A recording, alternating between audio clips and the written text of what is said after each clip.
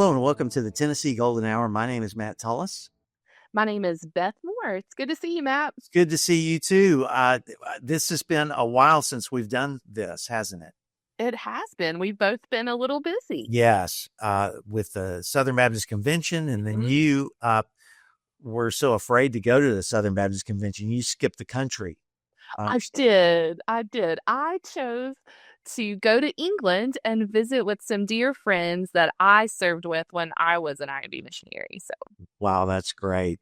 And that's what's so great about ministry is that you just get all these sisters from different misters and brothers from different mothers, and they're all over the place. And that's right. As the old song goes, I'm so glad I'm a part of the family of God. That's right. Yes, me too. Me too. I just kicked it really old school, but we've got some new school coming. So why don't you introduce our guest? Yes, I'm so excited about this conversation with Josh Adams. He is the next gen student pastor at Mount Zion Baptist in Jonesborough. He's a graduate of ETSU and a former BCM student from there in Johnson City. And it's just going to be a great conversation. That's great. Well, let's welcome him in. Thank you. It's good to be here. There's a lot of things changing in your life. You mentioned you're kind of a nomad because you're in that in-between time before you get married. Exciting time. Yes, we're getting married in November to my my fiance Katie. So that's great. So tell us a little bit about where you serve. Yeah, I serve at Mount Zion Baptist Church in Jonesborough, Tennessee, as the student pastor there. So ranging mostly from 6th grade up to young adult ministry as well. And that tends to include VBS and kids camp and that sort of thing as well. So kids thrown in there sometimes. So you've had a busy summer. Very busy, very busy. I'm excited for meeting with our student ministry tonight. We've had a couple weeks off for holidays and camps and certain things, so it's good to be back. I had a chance to meet you at the Southern Baptist Convention and said, I really want to get this guy on. Can you kind of give us your story? Yeah. I grew up in the church. My dad was a administrative pastor, so we were there all the time. And I had some time where we fell out of church. We moved from Oklahoma, where I grew up, to Bristol, Tennessee, which is near here, and fell out of church during that time. Strayed from the Lord and ran from a call to ministry that I had. Things didn't work out the way I wanted, and I got very bitter because they didn't work out the way I wanted. But the Lord had other plans, and so I went to community college and ended up at the Baptist Collegiate Ministry at ETSU, and Jonathan Chapman was there as the director. He spent a lot of time investing in me, sat down and had a lot of conversations with me, answered a lot of my questions. I was not raised in Baptist life at all, and so I didn't know how the polity works. I didn't know what BCM was, or how it was funded, or how it fit into the larger role of church and Christian life. But for the first time, I was around guys who really were chasing after the Lord wholeheartedly, and they weren't afraid to sing loudly, and they weren't afraid to be seen studying their Bibles outside of a Sunday morning. And it challenged me in a lot of ways. I had gotten involved in a discipleship group there, and one of the residents who was living at the BCM sat in on that group, and he really challenged me because my faith was about a mile wide and an inch deep. And so he said, you could answer all of the Sunday school questions better than any of these other people in this group, but you're not living for the Lord. And he was right. So that really challenged me. The campus missionary at the time, Devin, was very, very good at meeting with me intentionally and challenging me, but also encouraging me to continue to grow. So I didn't feel smothered in that way. I just felt built up. And they dealt with so much grace. So during that time, I worked through a call to ministry and got to experience a lot of different opportunities, from student ministry that we get connected with to go serve for a summer, or different mission trips and vision trips. I had the opportunity to go up to Wisconsin and got to look at campus ministry options there, got the opportunity to go out to Seattle, and just very, very blessed to do a wide range of stuff and let the Lord lead through that in what I was going to do. I think discipleship groups really played probably the most pivotal role in that. My pastor now is Cody Green. He was the youth pastor at this church for about 13 years before me. Unbeknownst to me, set me up with with Katie, the girl I'm engaged to now, and I'm at the church that she grew up in, now serving. So it's a cool full circle moment. I love that. I love hearing all the ways that the Lord makes all these connections, how he's working even when we don't realize it. That's really cool. We met, Josh, you reminded me, we met back right after the floods in East Tennessee. So were you able to do anything with the disaster relief? I know we did like a training up there, and you were really interested in trying to help out with some of that. Yeah, growing up in Oklahoma, we experienced a lot of tornadoes and a lot of devastation from that. I remember specifically around 2013, 2014, my family was very involved with disaster relief stuff there, and it was largely Baptist groups that would come in and help. So a very full circle moment to be on the flip side of that. We experienced really bad flooding, especially here near the church, not as much near campus where we were. But we had the opportunity at the BCM to host a very large training for people in this area, because a lot of people in Northeast Tennessee do not know how to do flood relief. That's not something I've experienced in the 10 years I've been here. And it was a once in 100-year type flood. So we got to facilitate that training, which was very informational to me. But on the church side, we're about 10 minutes down the road from some areas that were affected. The main Tennessee disaster relief area is in Elizabethton, which is about 30 minutes from where our church is. Beth, I'm sure you know that area well. Yeah, I do. So we were able to kind of house different groups from across the country that would come on this side of town, so to speak, and facilitate some of those things. So I was not out in kind of the difficult work as much as some of our members were, but we had members who really kind of put their lives on halt for 6 months and would say, I don't know how to rebuild cabinets or flooring, but I know how to use YouTube, and I know how to get people who can help me.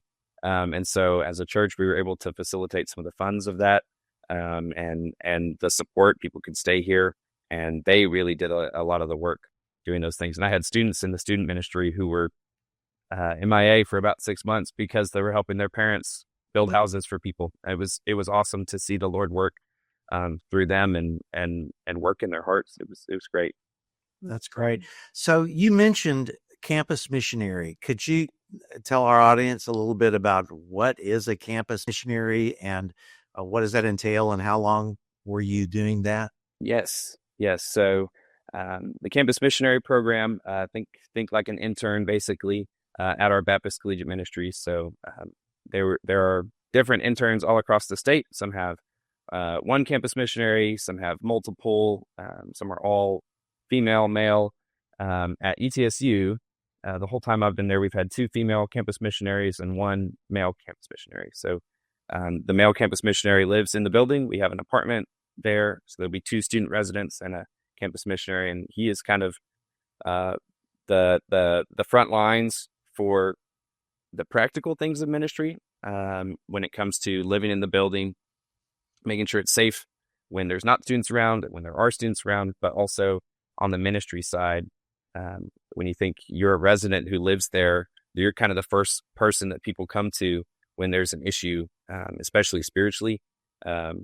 So you're growing in all of your ministry tool belt, so to speak, learning to plan events and learning to lead teams of student leaders who are leading students, while getting really to lead out on campus as well. So think a missionary to the campus is how we always considered our time. So we didn't spend all of our time in the building huddled up and just waiting for people to come to us, but we would go out on campus and say, how can we be intentional with these things?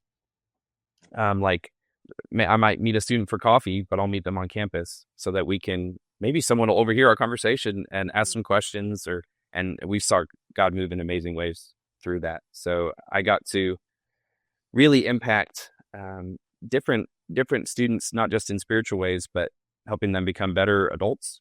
You have people come in from broken homes, and as the guy campus missionary there, sometimes it was, hey, this is how you take a girl on a date, or change a tire, or any of those things. It's how you apply for a job. I couldn't tell you how many times people ask me to tie a tie or help them with a resume. I love that, though, so much, Josh. What an example of life on life discipleship and what the Lord's called all of us to do as we're just intentional in people's lives. That's such a great platform for you to learn a lot about ministry. So now you're working with lots of ages. You said sixth grade all the way to college. So how is your experience at ETSU? How did that help prepare you for what you're doing now in the church? I learned a lot while I was at ETSU and in campus ministry, because I fell out of church when I was in high school. And so I'm so passionate about next gen ministry, because middle school, my youth pastor at the time laid the foundation in a lot of ways that the Lord built upon, and used to call me back. In high school, I didn't have that. And in college, BCM is how the Lord brought me back to himself and worked through that call to ministry. So it prepared me really well, especially with high schoolers, because you could see coming in when they came from a healthy student ministry, maybe an unhealthy church, or maybe from no church at all. They were new believers. We had a lot of those as well. So I kind of got the front lines of how can I prepare them well going into the next step, whether that's college or career. We have a lot of students here that don't go to university per se, but they'll go to TCAT. They'll go to trade school and get their electrical license or HVAC and go straight into the workforce. So how can we prepare them well? I think especially with spiritual disciplines, with accountability, that they can be self-feeders, so to speak. They don't need someone pouring into them all the time, but that they can thrive on their own. And then when someone pours into them, that's above and beyond, that really spurs them on, and they can kind of have this mutual discipleship going on. I think sometimes with younger generations, we're so anxious to pour into them, and that's good, but we teach them how to be dependent on us and not how to be dependent on the Lord. And so you got to strike a balance there between the importance of the local church, and that they need to be committed to that and to be serving in that. But as high schoolers and even middle schoolers, they're a part of the church right now. Sure. I've heard, Jay Barbier and different people talk about that a lot. So I'm happy to get the middle schoolers and the high schoolers involved with serving the ministries that our church supports. And one of those is campus ministry. So at different times, we may take the students over during the summer and do yard work at the BCM, just so that they're around and they see that, or one of the other ministries we support go be involved with those things. But I think it really taught me a lot of the practical ministry skills that I'm using now in a church setting. I love campus ministry so dearly, but it's a different pace of life in a church. Campus ministry happens fast, and church life happens much slower. But all of the tools are the same. Say I'm a pastor of the First Baptist Church on the Lake. I've heard about BCMs. What are some ways that I can get my congregation to support BCM ministry? I think every campus is very different. So first and foremost would be reach out to your collegiate ministry specialist and see what their needs are. But there are so many opportunities where we're at ETSU. Sometimes it's supplies. We just had a church in Mountain City drop off probably 6 big old boxes of Pop-Tarts, because we run a Pop-Tart ministry every single week at ETSU, and we have a lot of connections with people there. So that's something easy for a VBS mission to, hey, bring in your Pop-Tarts. Everything from that to chairs. There's a lot of things that are not the bright, beautiful things that people want to support, but are necessary for the running of a ministry. So maybe it's chairs or carpet or things like that. We do a lot of food, and they're all supplied by churches. So churches will come in bring home cooked food, and the college students love it because it's not cafeteria food, and it's not it's not ramen noodles and things like that. Not just a follow up to that question. On your worship nights, how many students usually would I expect to see at one of those? Well, it's been growing very quickly since I worked there for 2 years, and I was there before that as a student for a little while. So it's grown a lot over that time.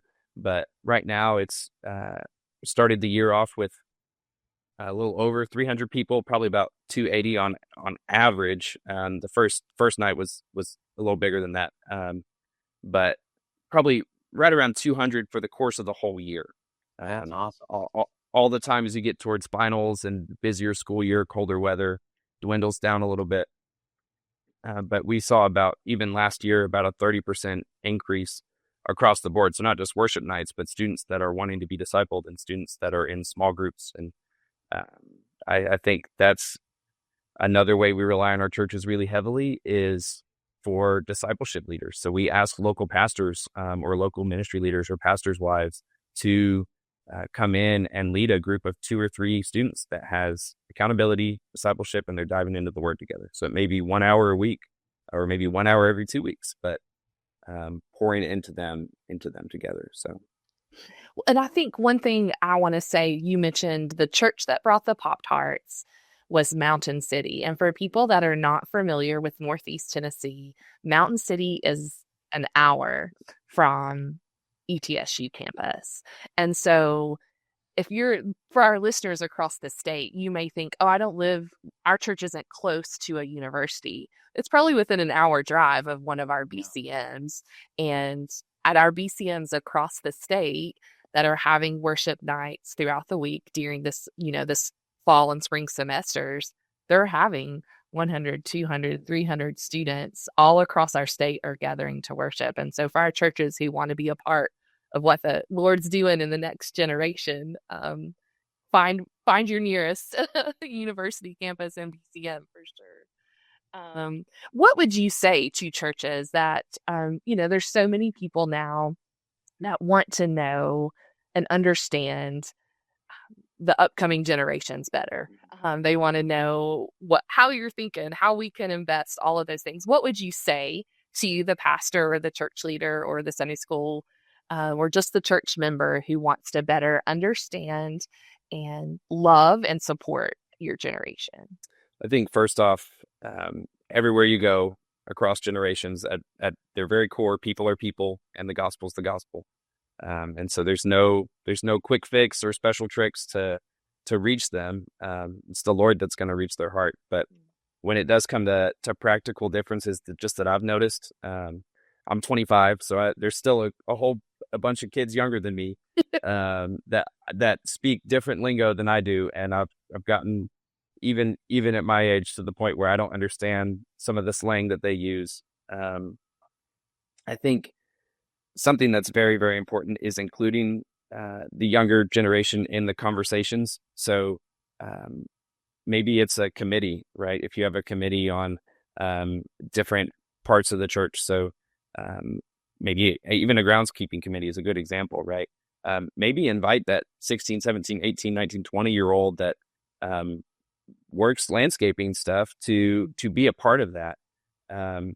Because I think they just want that genuine connection. So it doesn't have to be someone that's hip and young and dresses really cool and has good style and all of those things, but they want someone who will love them really well, who will invest in them, who'll be gracious to them when they mess up, because their frontal lobe is not fully developed and they will make mistakes. But to be included in those conversations and feel like they really are part of a church. And even as you get older in the college kids, they can feel very displaced. Maybe they're away from home and they feel like they're lost between 2 churches and not really connected to either one. It's a really easy age. If you're not married and don't have kids, sometimes you feel lost at a church. And so inviting someone into your home, I think is the best way to just share a meal together and get to know one another. And then, like I said, including them in that conversation. I think a lot of our students have no idea how Baptist life works structurally. I didn't learn that until I was at BCM. I know a lot of the people that come through BCM, they don't know the polity of it or the importance of cooperating together and how we can reach Tennessee with the gospel by doing more together than we can do on our own. So educating about that, educating why we do our services the way we do it. How does this reflect the Lord and His nature? And just realizing they may not understand the same things that older generations take for granted. So you had mentioned discipleship groups with BCM. How did that work at ETSU? And then also, how are you translating that in the local church ministry? Campus ministry changes fast, so it's looked different over the years. When I was there, I was part of a group that got started with now my pastor, Cody Green, who just decided he asked Jonathan if there were young men who might be wrestling with the call to ministry, who he could pour into. We walked through 1 Timothy together for about a year and a half.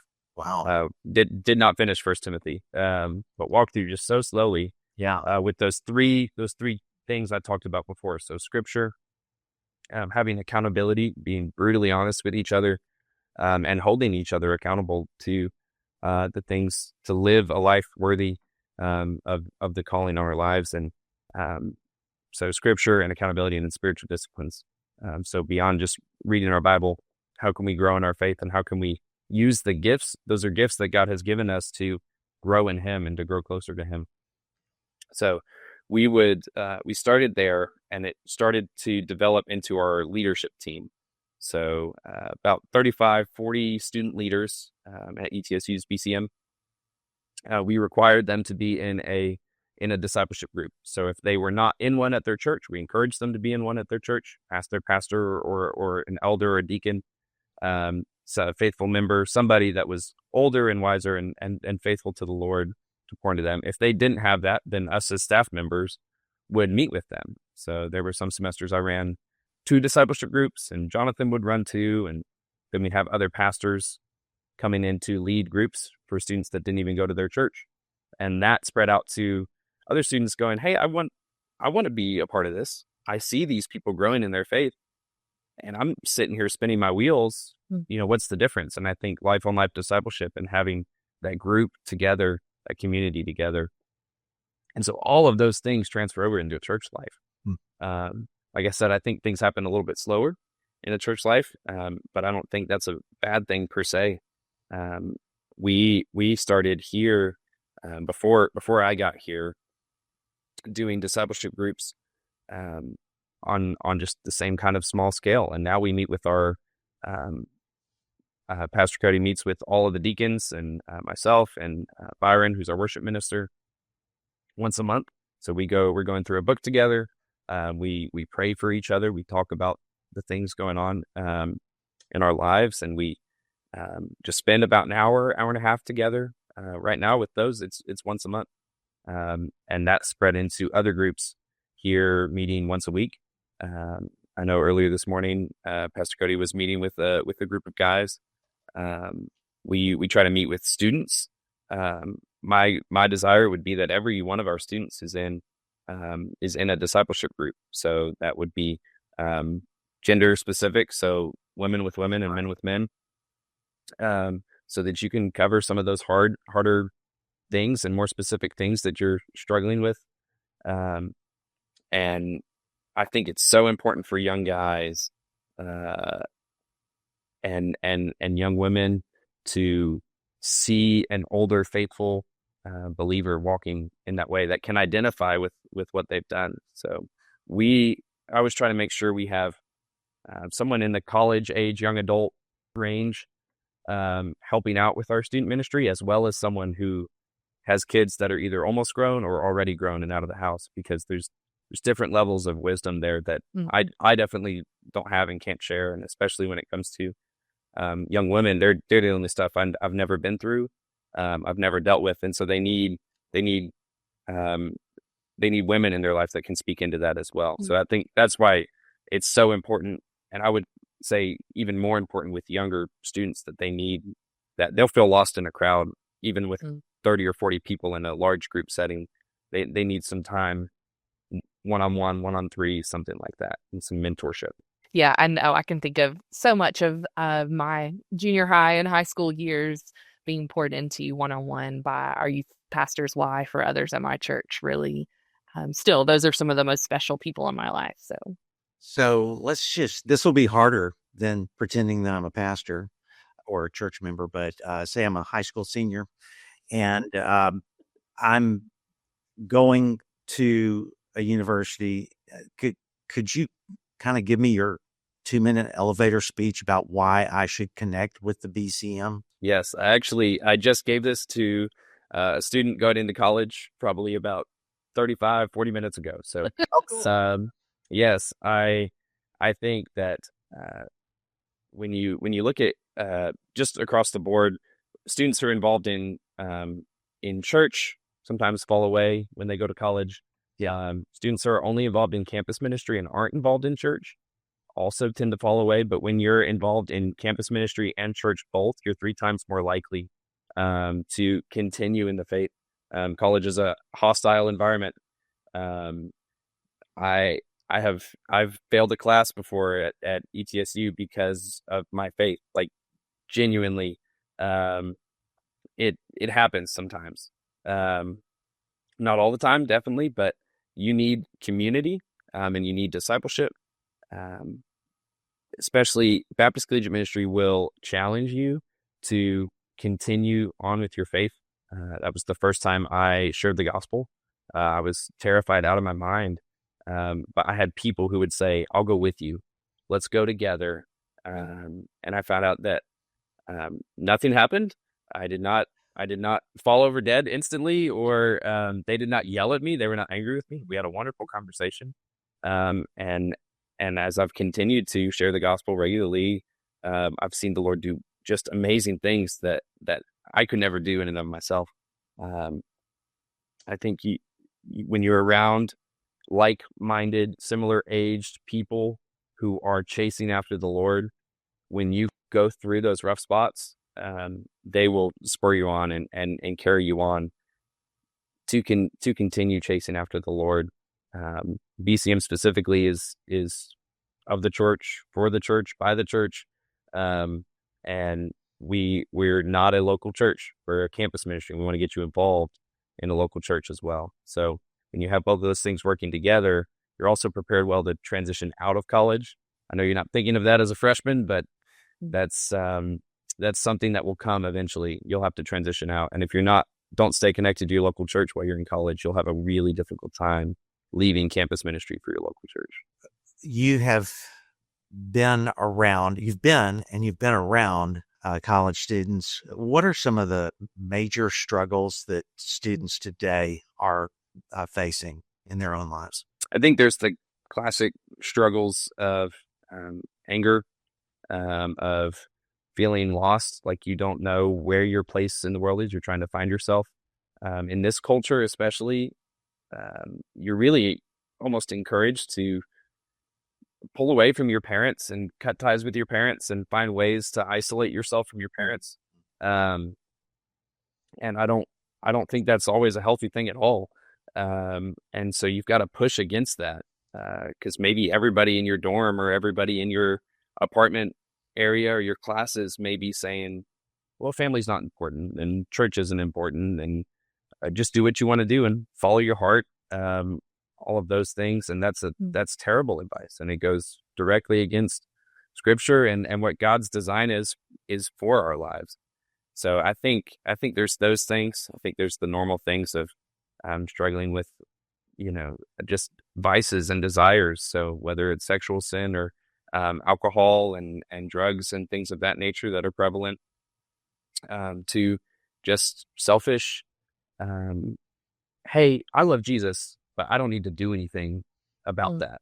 I think that's the biggest danger on a college campus, is especially lately with the name of Jesus getting so much attention in the media, and you're seeing celebrities and all kinds of people coming to faith in him, which is wonderful.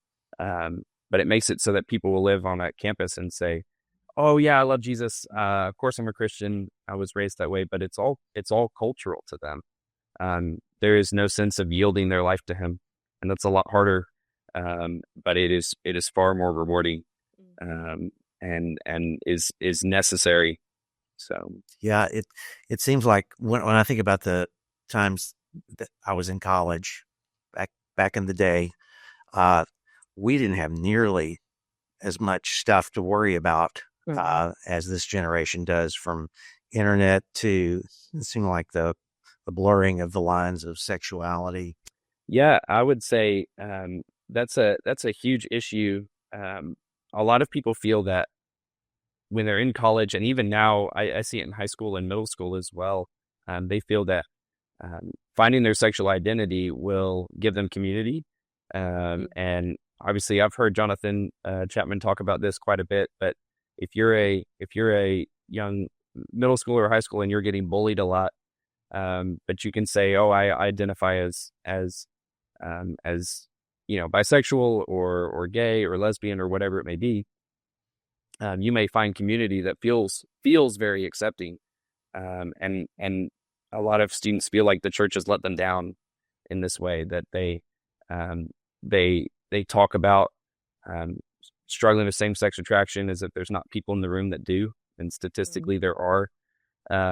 And so just dealing very, very openly and honestly with them about those issues, and understanding that God has designed them in a way that is best for them, and we find that through His Word. That's how we discover those things, not through our own feelings or interpretation about that.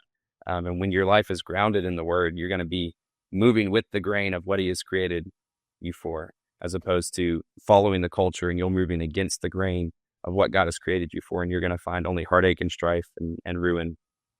So.